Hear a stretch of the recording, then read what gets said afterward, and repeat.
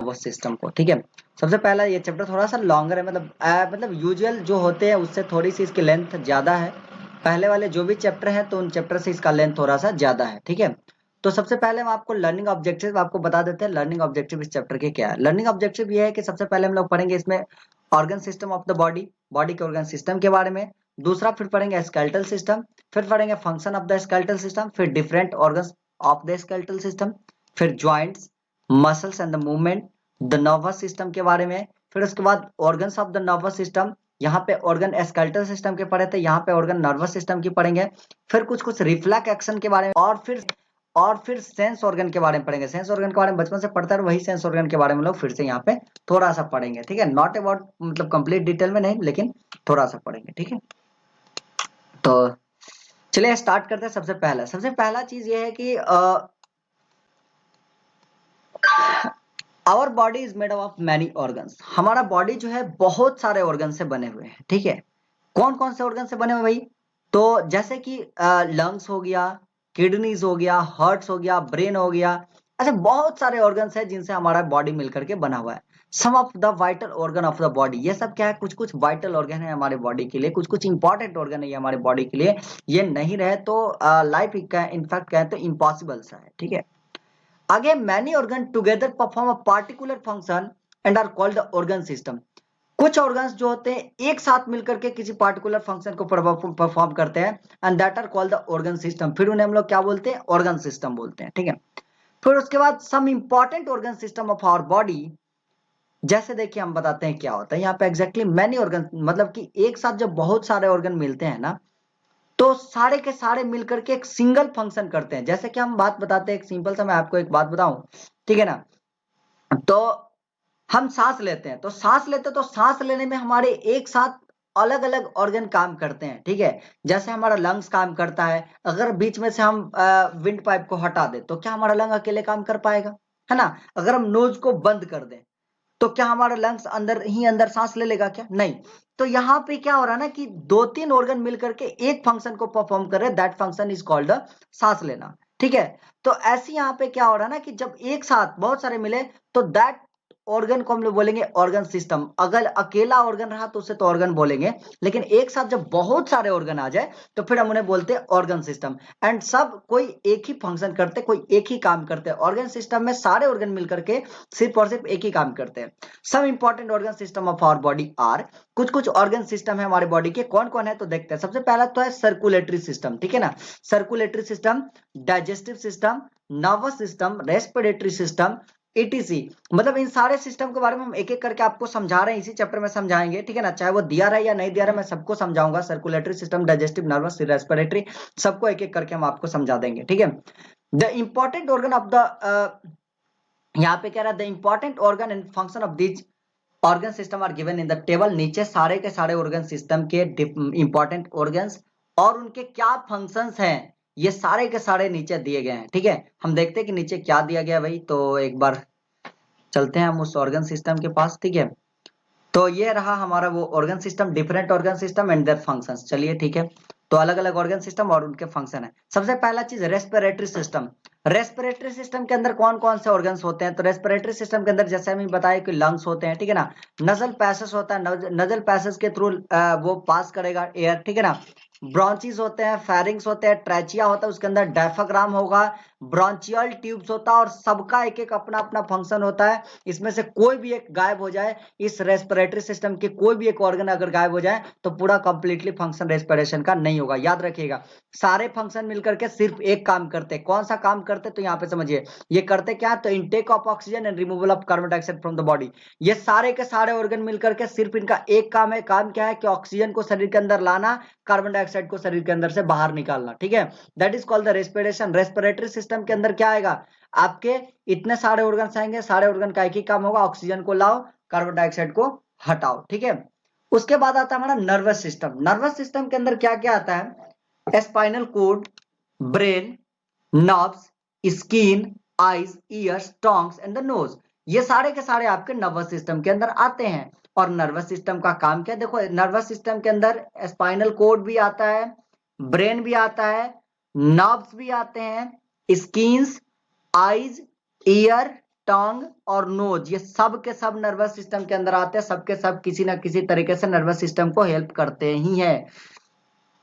इनका काम है control of the body activities and the reaction to the stimuli. Stimuli में रिएक्शन करना, कोई भी स्टिमुली अकर होता है तो उसमें रिएक्शन करना और पूरे बॉडीज के एक्टिविटीज को कंट्रोल करना, क्या करना है क्या नहीं करना है। स्टिमुली का मतलब होता है कि any change in the surrounding environment. Any change in surrounding environment का मतलब क्या होता है, जैसे कि मैं आपको बताऊं कि आप यहाँ पे मान लेते हैं उंगली किए हो, ठीक है ना, और हम यहाँ पे क्या करते हैं, आप यहाँ पे उंगली को नीचे से हम आग लगा दें।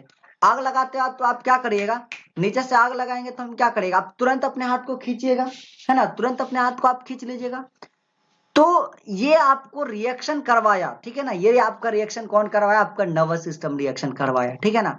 तो ये चीज आपको कोई भी स्टिमुली एक्शन होते हैं, कोई भी इन्वायरमेंट में जो चेंजेस आते हैं उन पे एक्ट करवाता है कौन है, आपका नर्वस सिस्टम एक्ट करवाता है, ठीक है।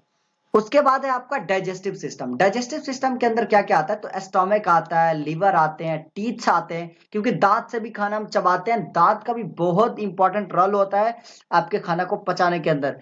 टोंग आते हैं, पैनक्रियाज आते हैं, इंटेस्टाइन्स हो गए, ऑसोफेगस हो गया, रेक्टम हो गया, एनस हो गया, ये सारे के सारे आपके डाइजेस्टिव सिस्टम के अंदर आते हैं। इनका काम क्या भाई, तो इनका काम है breaking down of the food and absorption for the use as energy.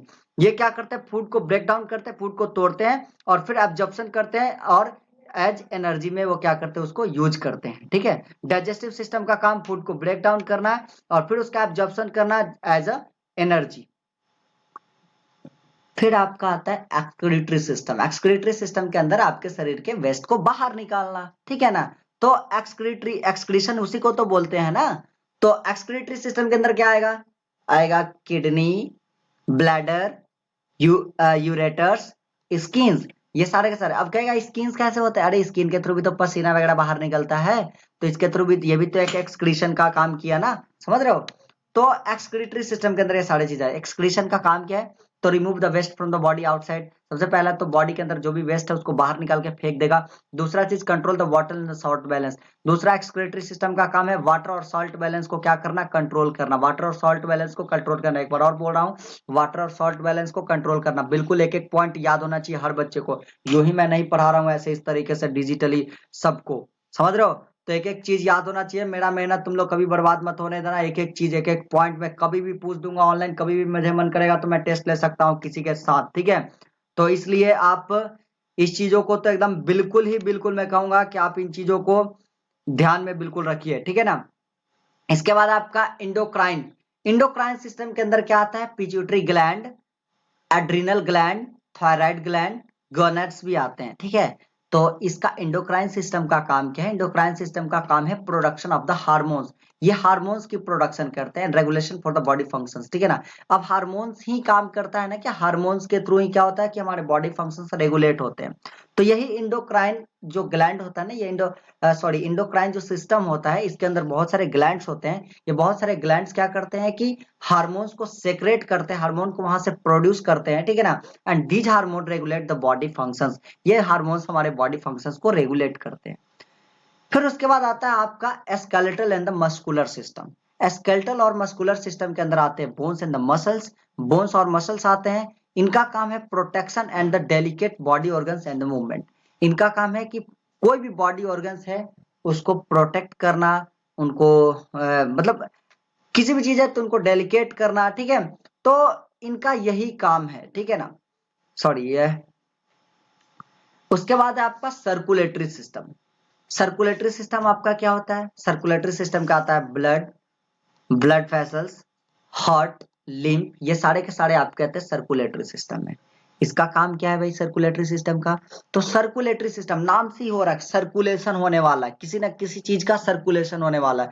तो सर्कुलेटरी सिस्टम क्या सर्कुलेट करता है बॉडी के अंदर, तो ये न्यूट्रिएंट सर्कुलेट करता है, मेटाबॉलिक वेस्टेस भी सर्कुलेट करता है, मतलब बाहर निकालना होगा तो उसे सर्कुलेट करते हुए तो बाहर निकलेगा।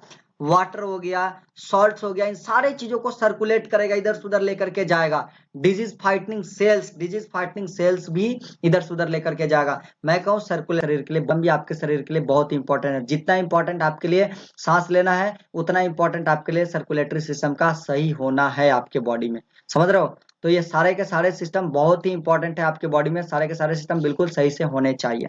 उसके बाद है क्या, सबसे लास्ट में है एंडोगेमेंट्री सिस्टम, ठीक है ना। एंडोगेमेंट्री सिस्टम के अंदर क्या आता है, स्किन्स आते हैं, ठीक है ना। इसमें क्या होता है, protection of the body from injury.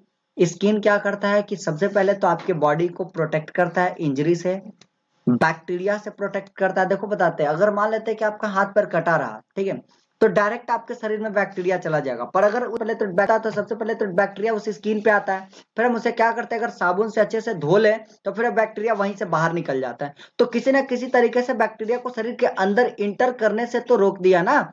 अब जैसे कोरोना वाली ही बात देख लो, अगर आप अच्छे से हाथ पैर धो करके खाना पीना खाते हो, हमेशा अपने हाथ को पैर को सैनिटाइज कर लेते हो, तो ऐसे में कहीं भी किसी तरीके से आपके बॉडी के अंदर वो बैक्टीरिया नहीं जा रहा है, ठीक है ना। तो जब तक बॉडी के अंदर आपके बैक्टीरिया नहीं जाएगा तब तक बैक्टीरिया आपके शरीर में एक्सटेंड नहीं करेगा, ठीक है।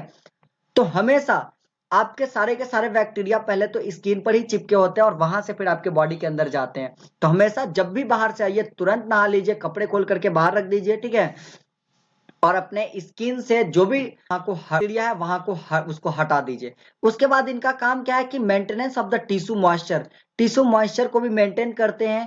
Hold the receptor for the stimuli responses के लिए भी रिसेप्टर्स को होल्ड करते हैं। And the body heat regulation, sweating जिसको बोलते हैं, अगर बॉडी ज्यादा हीट हो रहा हो अंदर से तो स्वेटिंग करना स्टार्ट कर देते हैं। स्वेटिंग से बॉडी हमारा अंदर से थोड़ा सा ठंडा होता है, क्योंकि evaporation always cause cooling. Evaporation होता है तो हमेशा हमें क्या होता है, ठंडा इफेक्ट नजर आता है, ठंडा फील होता है, ठीक है। तो जब भी पसीना होता है आप खुद फील कर सकते हो इस चीज को, पसीना होगा तुरंत आप पंखा के नीचे आएगा, देखिएगा आपको एकदम एसी वाला फीलिंग आएगा, बिल्कुल ठंडा ठंडा लगता है, ठीक है। Let us study the skeletal and the nervous system in the detail in this chapter. तो स्केलेटल सिस्टम और नर्वस सिस्टम को हम थोड़ा सा इस चैप्टर में डिटेल में पढ़ेंगे। तो चलिए स्टार्ट करते हैं स्केलेटल सिस्टम और नर्वस सिस्टम के बारे में। बाकी आपको सारे सिस्टम के बारे में पढ़ रहे हैं, तो जैसे जैसे आप हायर क्लासेस में जाएंगे वैसे वैसे आपके सारे सिस्टम के बारे में पढ़ाया जाएगा वैसे आपको, ठीक है। तो स्केलेटल सिस्टम अभी हम स्टार्ट करते हैं, ठीक है। हम ऐसा नहीं है, देखिए अभी 12 मिनट का वीडियो है, कम से कम हम लोग 20-22 मिनट पढ़ेंगे तभी तो जाकर के हमारा स्केलेटल सिस्टम पढ़ लेंगे, ठीक है ना। तो 20-22 मिनट का एक वीडियो देखो, कम से कम आधा घंटा भी तो समय दो ना यार। ऐसे स्कूल में होते थे तो आप क्या 45-45 मिनट का पीरियड दे देते थे, ऑनलाइन पढ़ोगे तो आधा घंटा भी नहीं दोगे क्या। आधा घंटा बस अपने दिन का निकालो, पूरा आपको साइंस एक बार में आ जाएगा, ये मेरा गारंटी है। अगर आपको साइंस नहीं आता, किसी भी चीज में कोई भी टॉपिक में प्रॉब्लम हो रहा है पूरे बुक में, आप डायरेक्टली हमसे कांटेक्ट करो। मैं बार बार कहता हूं कि आप हमसे डायरेक्टली कांटेक्ट करो, कोई भी कहीं भी किसी तरह का दिक्कत है आपके पूरे साइंस में, तो आप हमसे डायरेक्ट कांटेक्ट करके अपने सारे डाउट्स को क्लियर करो। पर एक भी डाउट्स अपने अंदर नहीं रहने दो और एक एक चीज सीखो, हमेशा आगे बढ़ो, ठीक है। तो चलिए स्टार्ट करते हैं अपना स्केलेटल सिस्टम। रेस्ट करेगा क्या, नहीं, पर स्केलेटल सिस्टम, स्केलेटल सिस्टम हम यहाँ पे स्टार्ट करते हैं। क्या कह रहा है कि an adult human being has 206 bones. एक एडल्ट ह्यूमन बीइंग के पास कितने होते हैं, 206 हड्डियां होती है। कितनी हड्डियां, 206 बोन्स होते हैं। पता नहीं, समझ में नहीं आता कि यहाँ से मैं खींचता हूं तो नीचे कैसे आ जाता है। ये मैं सीधा खींच रहा हूँ लेकिन आ रहा है ऐसे टेढ़ा, पता नहीं, खैर चलिए मैं देख रहा हूँ। तो an adult human being has 206 bones, एक एडल्ट ह्यूमन बीइंग के 206 बोन्स होते हैं, which form the skeletal system, जो कि स्केलेटल सिस्टम का फॉर्मेशन करता है, ठीक है। The body give shape up to the body, और यही स्केलेटल सिस्टम हमारे बॉडी को शेप और साइज देता है। मैं कहूँ तो स्केलेटल सिस्टम की वजह से हमारा बॉडी क्या है, बॉडी स्टेबल है, और यही स्केलेटल सिस्टम आपके बॉडी को खड़ा रख रहा है। स्केलेटल सिस्टम में कोई भी बोन टूट जाए, अगर आपकी रीढ़ की हड्डी टूट जाए, क्या करोगे, खड़ा नहीं रह पाओगे। तो स्केलेटल सिस्टम आपके बॉडी को स्टैंड करवा करके रखा हुआ है। At birth there are the 304 bones in our body.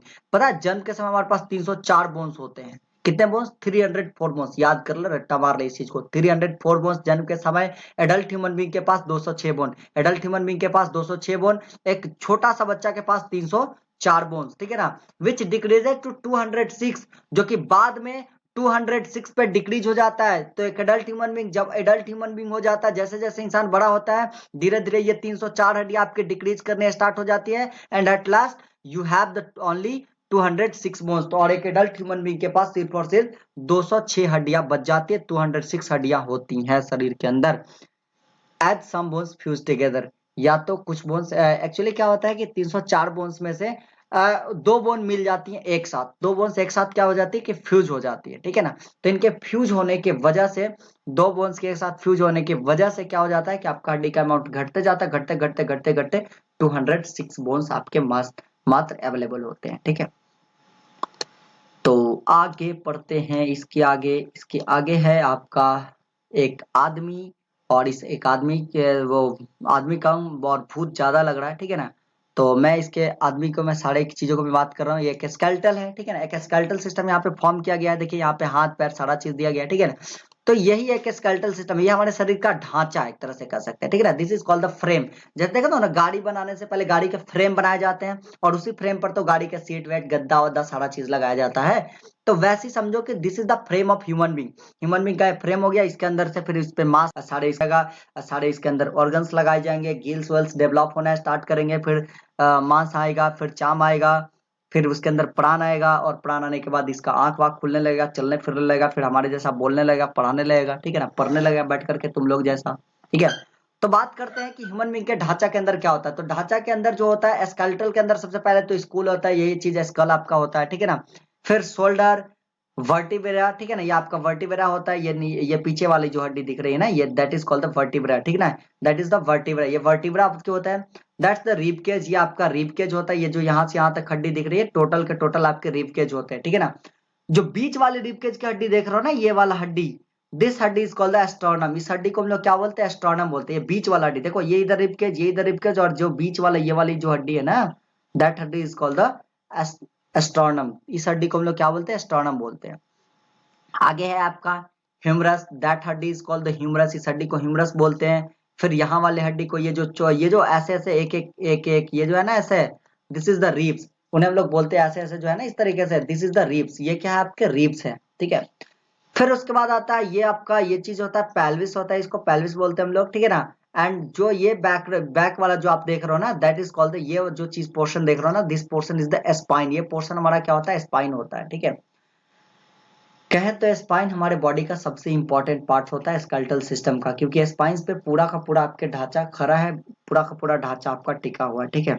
फिर उसके बाद this is called the radius, इसे हम लोग रेडियस बोलते हैं। एंड आगे जो होता है ये वाला चीज, ये देखो, ये इधर वाला पार्ट, मोटा वाला पार्ट और पतला पार्ट, मोटे वाले पार्ट को हम लोग रेडियस बोलते हैं। दिस पतला वाला part is called the ulna. उस पतले वाले पार्ट को हम लोग क्या बोलते हैं, अल्ना बोलते हैं। फिर उसके बाद आपका आता पैर का हड्डी। पैर का हड्डी में आपका आता है फीमर। फीमर काफी स्ट्रॉन्ग हड्डी होती है, फीमर काफी स्ट्रॉन्ग हड्डी होती है। ये जो जांग के पास होती है ना, ये हड्डी, दिस हड्डी इज द फीमर। यही हड्डी हमारी क्या होती है, फीमर होती है, ठीक है। फिर उसके बाद यह होता है आपका घुटना, दिस इज द नी। और यहाँ पे जो गोल वाला चीज देख रहा हो ना, यहाँ पे तो नहीं दिया, दिस गोल वाला चीज इज कॉल्ड द पैटेला। इस गोल वाले चीज को हम लोग क्या बोलते हैं, पैटेला। ये कटोरी टाइप आपके घुटना पे होता है ना, जो छोटा सा, दैट गोल वाला कटोरी इज कॉल्ड द पैटेला। उसे हम लोग क्या बोलते हैं, पैटेला बोलते हैं, ठीक है। फिर उसके बाद है आगे आपका टीबिया। जो नीचे वाला हड्डी होता है उसको टीबिया बोलते हैं, और जो नीचे में पतला वाला हड्डी होता है, दिस पतला वाला हड्डी इज कॉल्ड द फिबुला, ठीक है ना। टीबिया और फिबुला, ठीक है। तो यही चीज आपकी ह्यूमन स्केलेटल सिस्टम थी। अब हम लोग एक एक पार्ट को, एक एक पोर्शन को अलग अलग करके पढ़ेंगे, लेकिन आज नहीं पढ़ेंगे, आज हमारी टाइम हो चुकी है ऑलरेडी, ठीक है। तो हम लोग ये पढ़ेंगे नेक्स्ट क्लासेस में। कोई भी डाउट्स हो, किसी भी तरह का कोई